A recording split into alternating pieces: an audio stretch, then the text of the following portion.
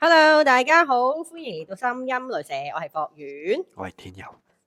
你把聲咁衰嘅。呢一集我哋講動物傳心呢，咁我亦都會免費送出5個名額，就係幫大家嘅動物做一個簡單嘅傳心嘅。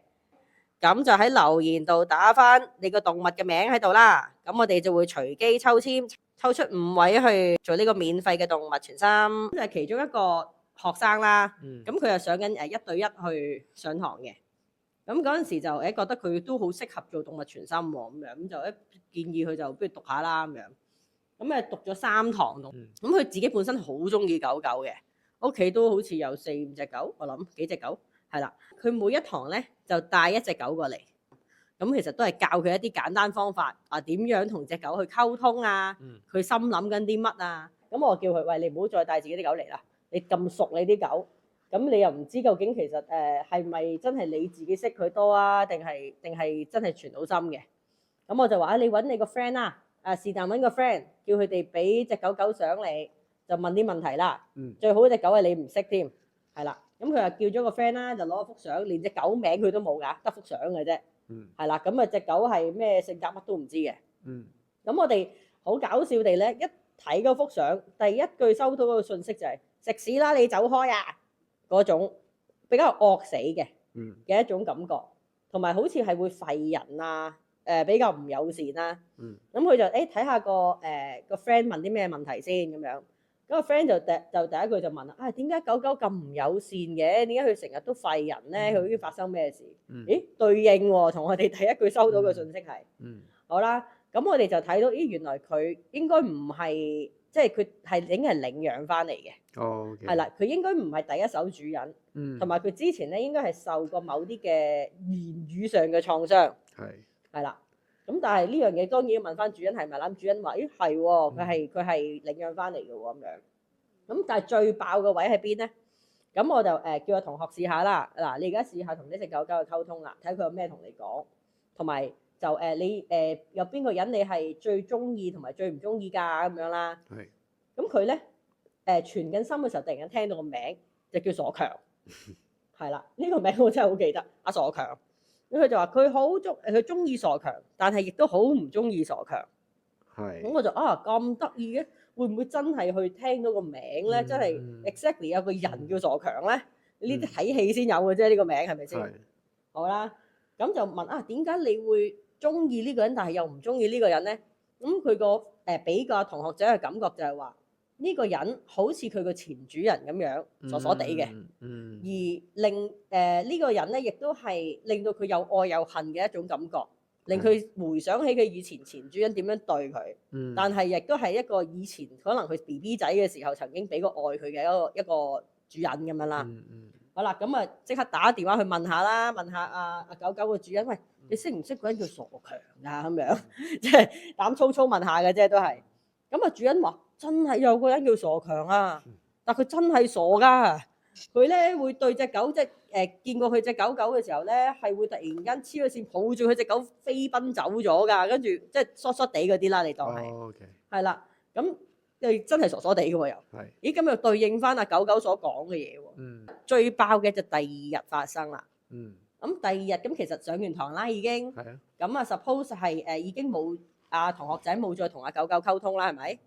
第2日同學仔就同我講：喂，我今朝咧收到狗狗俾我嘅信息啊，佢好唔開心啊，狗狗。佢話佢好想抱住主人，好想個主人攬住佢啊。屋企有人走咗，好唔開心啊，好想喊啊啲咁樣嘅感覺啦，好想去安慰主人。咁佢就話係咪 short 咗啊？我晨早流流會 feel 到啲咁樣嘅信息，隻狗同我講。咁佢就好懷疑啦。咁佢就打俾主人去問下發生咩事啦。佢純粹本身就諗住同主人講話，喂，你隻狗狗好想你攬住佢啊，哈哈咁樣，即係冇理由無啦啦話你屋企人走咗噶嘛。咁但係點知咧，主人就喊啦，就話原來咧屋企佢哥哥真係突然間暴斃咗，係都冇徵兆地突然間係暴斃。咁佢已經嗰日係崩潰咗噶啦，主人。佢冇諗過狗狗都知道呢一件事，即係見到佢喊得咁凄涼，又好想去抱住佢，但係又唔知點樣去幫佢咁樣。咁嗰一刻就當然主人攬住阿狗狗啦，好傷心啦，亦都好明白原來狗都係會知道佢嘅情緒，知道屋企發生咩事，只係阿主人聽唔明嘅啫喎。係啊，但係呢一件事真係好對應到一個現實，亦都係代表咗其實，原來真係可以傳到心，原來動物都會知道屋企上係發生緊乜嘢事，每個人嘅情緒嘅起落。而佢亦都係會嘗試去想喺呢啲時候去安慰你，但係佢哋未必識點樣做啦。有時係嗱，咁動物傳心咧，當然咧有啲人會問：喂，係咪真㗎？係咪真係同隻動物傾到偈啊？或者係咪你傳到嘅嘢就係佢講嘅嘢先？定係你噏嘅先？咁甚至有啲可能其實我屋企養嗰幾隻動物，我本身都好熟㗎啦。嗰幾隻動物，咁我傳緊佢，究竟我係咪真係傳緊佢，定係其實我本身知道佢嘅習性就係咁樣嘅先？咁當然有好多呢啲問題嘅。同埋一隻狗，狗嚟講咧，其實佢哋嗰個意識咧就比較簡單嘅，即係唔同人就好唔同嘅。我成日以為狗好複雜嘅添。點解你會覺得狗好複雜啊？狗係人類嘅朋友啊，應該佢哋即係好似人咁樣。個頻率似咯。佢係好人類嘅朋友係嘅，但係佢亦都好簡單啦。簡單在於係佢哋唔會話面一套個心有另外一套，跟住再底層呢個深層潛意識又有一套咁樣嘅。狗係通常得2層嘅啫，我多數見到。係啦，即係佢係中意你嘅咧，佢就係咁搖晒尾啊，對住你舐晒脷咁樣噶啦。佢唔中意你就另歪面咯，或者吠你咯。咁係咪貓複雜啲啊？貓係複雜啲㗎。真嘅。貓嗰個潛意識係基本上有3層，2至3層啦。哇！係啦，所以咧有時我哋去動物傳心啲貓嘅時候咧，佢會係面嗰陣你同佢傾偈，佢話：哇，我唔中意我自己人，唔好煩我啦，唔好掂我啦。咁但係你再讀深一層，就會係你唔好唔理我啦，你最好望下我啦。即係表裏不一咁樣。係啊，會係咁樣嘅，咁會幾得意嘅。咁所以通常我哋教動物傳心就係會教話翻俾佢聽，你讀緊第幾層，同埋你係需要理解佢邊一層嘅意識咧。有時唔需要讀得太深㗎，因為太深嘅意識咧，其實隻動物自己都未必知嘅。係啦，咁你 get 到佢其實原來最核心嗰陣，原來係好唔中意某個屋企人，但係佢表面上都冇乜嘢嘅。係啦，你其實有時咁樣同佢傳完心之後咧，你會以為佢真係好唔中意你屋企人喎，但係又冇嘢喎，咁咪唔對應個現實咯。咁所以通常我哋都係第1、2層夠㗎啦，讀到。咁啊，另外有個 case 咧就比較得意啲嘅，即係關於一隻去世咗嘅貓貓嘅。係啊，呢單咧就其實都唔係好耐之前嘅啫，都係即幾個月前啦。咁嗰陣時咧就有個人嚟問事嘅。咁佢就問我屋企咧有啲怪異嘢發生啊。即係無啦啦咧，啲杯會飛落地啊，跟住有啲嘢又會喺張台度噗一聲咁就飛走咗啊咁樣。佢又本身過嚟問咧，係咪有靈異嘢發生嘅？OK。係啦，咁嗰陣時我一睇，係有啲靈異嘢嘅，咁我 feel 到係有啲靈異嘢嘅，但係咧又唔係 exactly 係一啲好惡嘅嘢嚟嘅。係。咁我同埋我見到就係動物嘅形態，係啦。咁我見到最見到嗰個畫面就係有隻貓爪，好似人哋咧企喺張台上面搲低隻杯嗰啲貓咧，指定動作。係啊，嗰隻貓拳咁樣啦。咁我就問佢：咦，你有冇養過貓㗎？咁樣。咁佢話有啊，不過都死咗1年幾啦，佢都老死㗎咁樣。我見到係隻貓爪咁樣就搲甩隻杯㗎喎。咁佢就開始喊啦嗰陣時，我主人就話：原來佢嗰隻貓咧就嗰陣時係隻貓乸嚟嘅，咁啊養到16、17歲到啊先死嘅。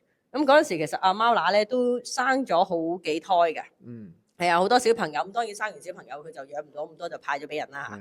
咁但係咁去到尾嘅時候，咁啊貓貓都好唔捨得屋企人咁樣走嘅。咁啊主人都幫佢做咗啲儀式啊，咁樣都已經變咗骨灰㗎啦，係啦。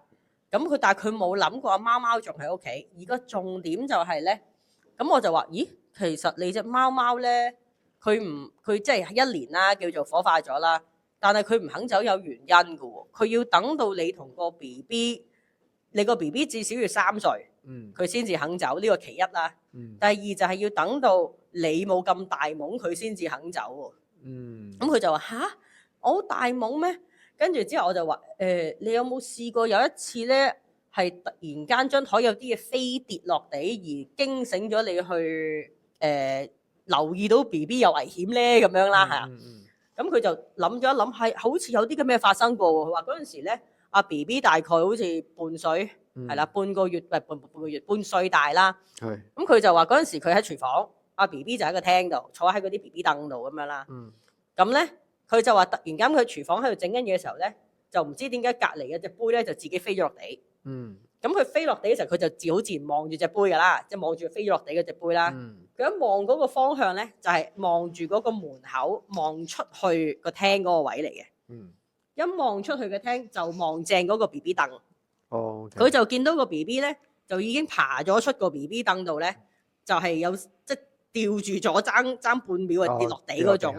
咁佢就9秒9就衝出去救翻個 B B，即係等佢撲到跌落地咁樣。咁佢冇為意，其實係跌杯呢下係令到佢係抱得翻個 B B 嘅。佢純粹就係話第一下就去救 B B 嘅啫。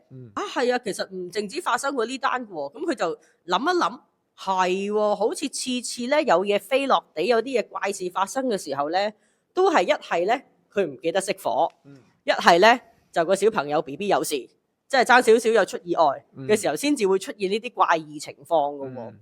咁佢就即係開始係哇，原來阿貓貓走咗都會繼續係留喺屋企。咁佢嗰陣時有問過我嘅，其實可唔可以俾幫阿貓貓走啊咁樣？我話，但係佢唔想喎，佢係極度唔想離開你哋呢家人喎，特別係唔想離開你呢個咁大懵嘅阿媽喎。嗱，呢句嘢係阿貓自己講㗎，唔想離開呢個大懵嘅阿媽。係啦，咁所以其實最後尾阿主人都話：咁由佢咧，佢都知自己大懵㗎啦，都驚佢如果咁樣湊個 B B 法，應該可能未到3歲個 B B 嘅頭都冚爆幾次㗎啦。咁我話咁其實對佢影響又不大嘅，喺屋企其實都係保護緊佢同 B B 嘅啫。咁到其時其實貓貓去到某個位，佢自己覺得放心啦，咪先由佢走咯。你又唔使逼佢硬拚走佢嘅。咁但係好多時候我哋傳心咧，唔係話淨係傳在世嘅動物嘅，離開咗個動物都有佢嘅魂魄喺度嘅，都可以知道究竟佢有啲咩嘅諗法啊？究竟佢喺度係想守護啊，定係唔識行啊？定係其實佢係戇居居喺度等緊某啲嘢咧咁樣啊？但係動物傳心嚟講咧，其實我即係比較着重嘅範疇咧，點樣確定你真係同緊動物溝通？定係你係自己喺度 FF 緊，即係自己幻想緊啊？點樣確定呢？呢樣嘢真係我哋係要減低個腦嗰個諗嘢先。係啦，即係放空。放空係其一啦，我哋基本上其實都要入某一個狀態嘅，比較靜嘅嗰個狀態，同埋我係教係用心去連結嘅，係啦，即係用嗰個心靈感應為主嘅。咁但係心靈感應有時我哋都要加入一個嘅真係講出嚟嘅語言或者動作去做配合嘅，即係講真嗱，等於我有兩隻雀啦，係咪先？咁我有時都會喺度心靈感應下嘅，同佢哋吹下水，但係咧。唔係隻動物咧都咁叻心靈感應嘅，即係等於人一樣，唔係個個都咁接收到噶嘛。咁既然你有把口講嘢嘅，佢又有耳仔聽到嘅，咁你咪加埋把口嚟講，加埋動作，加埋你個心嗰個感應係去嘅，咁咪幾重嘢一齊去，就令到你嗰個信息更加鞏固入到佢咯。係啦。咁當然啦，你點樣唔係你嘅幻想，呢個就真係靠我哋第一啦，要靜啦，第二就係你嘅分辨力啦。其實分到㗎，如果試過嘅同學仔就知分到㗎啦。點樣係由個腦出嚟嘅諗法嘅信息，定係由個心突然間好似有一種感覺，一個情緒話明明唔係你嘅嘢，突然間飆出嚟嘅喎喺入邊。咁呢啲係可以分到嘅，咁但係當然呢個要練啦，通常唔使練好耐嘅。不過呢個可以再細講啲嘅，如果大家對呢個動物傳心有興趣。都未見你開班嘅。係啊，其實我真係好少做動物傳心，雖然我識做，但係我有時少做。